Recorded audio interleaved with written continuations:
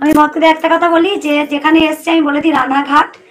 আমি এখানে এসেছি, আমি এক বাচ্চা খুব অসুস্থ, আমি একটা ভিডিও পাই, সেই ভিডিওটা আমি পেয়েছিলাম যে একটা বাচ্চা খুব অসুস্থ, আমি শুনেছিলাম যে তার চিকিৎসার জন্য 16 কোটি টাকা লাগবে। আমি জানি না, আজকে আমার হয়তো এই বাচ্চাটা হয়তো আমাকে টেনে নিয়েছে, তার কারণ আমি এসে দেখলাম যে এই বাচ্চাটা ওই বাচ্চাটা কিন্তু আলাদা, কিন্তু রোগটা কিন্তু একই। আমি এসেছি, আমি বাচ্চাটাকে দেখাই, বাবা মায়ের মুখে শুনবেন আপনারা। আর আমি একটু দেখাই বাচ্চাদের মা বাবার কাছেই শোনা যায় ওর কি রোগ হয়েছে, ও কোথায় দেখাচ্ছে। তাই আজ আমি এসেছি সেখানে। এই বাচ্চাটা দেখো, এই বাচ্চাটা সবাই হয়তো দেখেছেন, আর অনেকে হয়তো জানেন না যে বাচ্চাটার, অনেকে জানেন না, বা আজকেও হয়তো অনেকে জেনে যাবেন। আপনারা সবাই জানেন যে আমার কোটি কোটি সন্তান আছেন যারা। বলো মা, তোমার বাচ্চাটা কি সমস্যা, বলো মা। আমার বাচ্চাটা এখন 11 মাস বয়স হতে চলেছে, ও এখনো উবুর হতে পারে না। আমরা যেমন করে শুয়ে রাখি ও সম করে শুয়ে থাকে, আর 5টা বাচ্চাদের মতন ও কিছুই করতে পারে না। ওর একটা বিরল একটা রোগ হয়েছে, যেটা হচ্ছে SMA টাইপ 1 ও আক্রান্ত।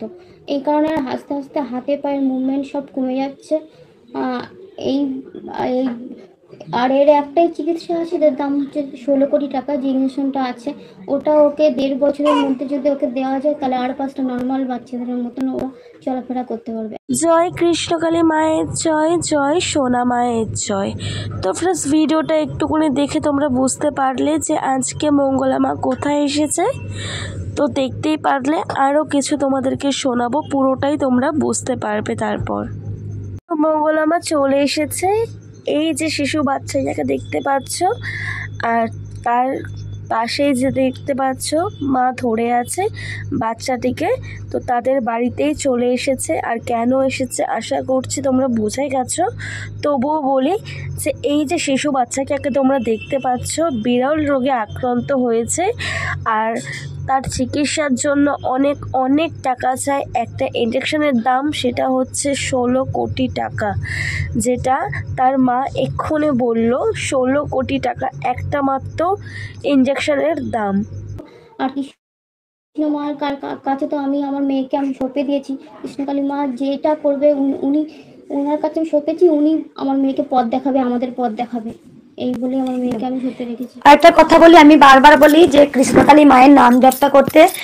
দেখো, যা করবে কিন্তু কৃষ্ণকালী মা করবেন, গোবিন্দই কিন্তু সবকিছু করবেন, গোবিন্দই সব। আমি ভক্তদের বারবার বলবো কৃষ্ণকালী মা যেটা করবেন সেটাই কিন্তু হবে, কারণ ভগবানই সত্য, কৃষ্ণই গোবিন্দই সত্য। জানি না মা, আর একটা মা যিনি ছিলেন তিনিও ভিডিও দিয়েছেন, বারবার আমার কাছে সাহায্যের হাত বাড়িয়েছেন। এখানে গোবিন্দের ওপর আমি ছেড়ে দিয়েছি, যেটা কৃষ্ণকালী মা যেটা করবে সেটা আমি যতটা পারবো আমি অবশ্যই সাহায্য করব। আজকেও আমি যতটা পেরেছি আমি সাহায্যের হাত বাড়িয়ে দিয়েছি। আর আমি এসেছি, দেখুন, এটা নয় যে আমি আসবো না, যে আমি আজকে যারা ভক্তরা দেশ বিদেশ থেকে যদি কৃষ্ণকালী মায়ের কাছে আসতে পারেন, আর যদি আমি আমার মধ্যে মানসিকতা থাকে, অবশ্যই আমি সেই সন্তানের কাছে অবশ্যই আমি যাব। তো তোমরা শুনলে মঙ্গলা মা কিন্তু চলে এসেছে এই শিশু বাচ্চাটির বাড়িতে, কারণ সাহায্যের হাত বাড়িয়ে দিতে হবে। আর আমরা যদি সকলে মিলে সাহায্যের হাত বাড়িয়ে দিই, একটু হলেও তারা উপকৃত হবে। আর আমরা সকলেই চাইবো যে শিশুটি তার শৈশবের স্বাভাবিক জীবন পায়, আর 5টা বাচ্চাদের মতন সেও যেন হেঁটে চলে বেড়াতে পারে এবং সব কিছুর মুভমেন্ট করতে পারে। যেটা দেখতে পাচ্ছ, এই শিশু বাচ্চাটি হওয়ার পরেই আস্তে আস্তে হাত পার মুভমেন্ট একদম কমিয়ে দিয়েছে, একদম স্থির হয়ে গেছে। তোমরা দেখতে পাচ্ছ শিশুটি ঘাড় না ঘোরাতে পারছে, আর না পায়ের মুভমেন্ট, মানে পা নড়াতে পারছে। বিরল রোগে আক্রান্ত হয়েছে এই ছোট্ট শিশু বাচ্চাটি, দেখেও কেমন মায়া লাগে। দেখো তোমরা, এত ছোট বাচ্চা যে এরকমভাবে রোগে আক্রান্ত হয়ে থাকবে, সত্যি দেখে খুবই খারাপ লাগে। তো আমি সবসময় এটাই বলে থাকি যে মায়ের কৃপা সবার ওপর বজায় থাকুক, সবাইকে আমাদের কৃষ্ণকালী মা যাতে সমস্ত বাচ্চাদের স্বাভাবিক রাখুক এবং সুস্থ রাখুক। আর এই বাচ্চাটার ওপর মায়ের দয়া যেন বজায় থাকুক, মা যেন মুখ তুলে তাকান এই শিশু বাচ্চাটির ওপর, মা যেন তার রোগ ভালো করে দেয়, তাকে সুস্থ এবং স্বাভাবিক জীবনে যেন ফিরিয়ে এনে দিক। আমরা সকলেই জানি কৃষ্ণকালী মাকে ডাকলে কোনো কাজে অসম্ভব না, কোনো জিনিসই অসম্ভব না। মা চাইলে সব কিছুই করতে পারে, তাই আমরা সকলেই মাকে ডাকতে পারি। আর একটা কথা, যারা যারা এই মুহূর্তে ভিডিওটা দেখছো, এই ভিডিওটা অনেক অনেক বেশি জনকে শেয়ার করে দাও, সকলকে জানার সুযোগ করে দাও, যাতে সকলেই এই শিশু বাচ্চাটির ওপর একটু সাহায্যের হাত বাড়িয়ে দিক। আর আমরা সকলেই মিলে যদি একজোট হয়ে এই শিশু বাচ্চাটাকে যদি স্বাভাবিক জীবনে ফিরিয়ে আনতে পারি, তাহলে এর থেকে ভালো আর কিছু হতে পারে না।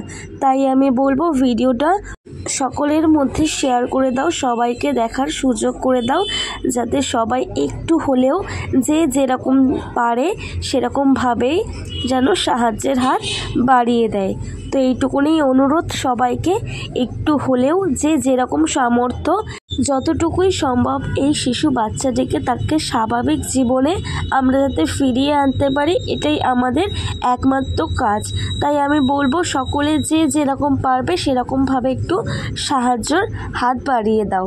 আমি বারবার বলি যে তোমরা ডাক্তার কিন্তু ভগবানের সমান, ডাক্তারদেরকে আমরা ভগবানের আসনে বসাই। আমি আগেও ভিডিও বলেছি, দেখবেন যখন আমাদের প্রসব যন্ত্রণা শুরু হয় তখন কিন্তু আমরা ডাক্তারের কাছে আগে ছুটি, আর ডাক্তারও ভরসা করেন, গোবিন্দের ওপরে ছেড়ে দেন। ওনারা যখন সার্জেন করেন ওনারাও কিন্তু ছুরিটাকে গোবিন্দর নাম নিয়ে কিন্তু ওটিতে ওঠেন। তাই আমি চাইবো যে এখানে কিন্তু যখন আজকে এটা বলবো না যে আজকে সমস্ত কিছু থাকবে, যখন আগেও যখন বামা কাপা পরমহংসদেব ছিলেন তখনও ডাক্তার ছিলেন, উকিল ছিলেন, পুলিশ ছিলেন, জজ ছিলেন, আর্মি ছিলেন, এখনো তাই থাকবে। ডাক্তারও থাকবেন, উকিল থাকবেন, পুলিশ থাকবেন, জজ থাকবেন, সব কিছু থাকবেন, তার সঙ্গে কিন্তু গোবিন্দও থাকবে। কারণ গোবিন্দকে মুছে ফেলে আমরা কোনো কিছু করতে পারি না। তাই ডাক্তারকে একজন ভগবানই সৃষ্টি করেন। আমি এসেছি কৃষ্ণকালী মায়ের কাছে প্রার্থনা নিয়ে, মা তুমি বাচ্চাটাকে সুস্থ করো, ভালো করো, আর চিকিৎসার জন্য যতটা খরচা আমার যতটা সামর্থ্য হয়েছে আমি ততটাই বাচ্চার মায়ের হাতে আমি দিয়েছি। আমার যত সামান্য যতটা পারবো আমি, এই মাত্র মন্দিরে লড়াই আপনারা সবাই জানেন। আর এই ভিডিওটা দেখলে যতটা পারবেন আপনারা যদি সাহায্য করতে চান তাহলে রানাঘাট আমি অবশ্যই আমি ফোন নাম্বার নিয়ে যাচ্ছি, কেউ যদি ফোন নাম্বার চান। আর বাবা মায়ের যদি কিছু বলার থাকে তোমরা বলো মা। আমি সবাইকে অনুরোধ করবো, মা এসছেন নিজে এত দূর থেকে, উনি আশীর্বাদ করে আশীর্বাদ সাথে নিজের সাহায্য করে গেছেন। আপনারাও যে যেরকম ভাবে পারবেন দয়া করে আপনারাও সাহায্য করুন, যাতে আমার মেয়েটা আর 5টা বাচ্চা মতো বেঁচে থাকতে পারে অন্তত।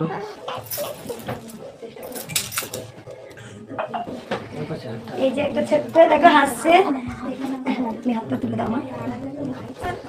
দেখো বাচ্চাটা দেখা যাচ্ছে না, তুমি একটু সরে এসে দিকে। এই যে গোপালা পিছনে বসে আছে, আর ছোট্ট বাচ্চাটা দেখো খুব সুন্দর একদম ডল একদম। আমি বাচ্চা ভীষণ ভালোবাসি, তোমরা সবাই জানো, কারণ বাচ্চার কিছু হলে আমি থাকতে পারি না। একটা বাচ্চাটাকে দেখো, একটা বাচ্চার কিছু হলে পরে আমি থাকতে পারি না। যাই হোক, এই বাচ্চাটা হয়তো আমাকে আগে টেনেছে। আর একটা কৃষ্ণকালী মা, ঝিলিক মা যে ভিডিওটা দিয়েছো, যে সেই বাচ্চাটাও খুব অসুস্থ, সেম একই। ওই বাচ্চাটার বয়স তোমার 5 বছর 5 মাস বা 6 মাস এরকম। এই বাচ্চাটা কত বয়স বলে? 11 মাস বয়স। তা আমি জানি না ওই বাচ্চাটার কাছে, আমি আজকে ওই বাচ্চাটার কাছে যাওয়ার কথা, কিন্তু আমি বাচ্চাটার কাছে চলে এসেছি। ওই বাচ্চাটা আমি ঠিকানা এখনো জানি না। যদি আমি ঠিকানাটা জানি, ঝিলিক মা ফোন নাম্বার দিয়েছে, আমি একটু ফোন করবো। সবসময় তো আমার সবার বাড়ি যাওয়া সম্ভব হবে না।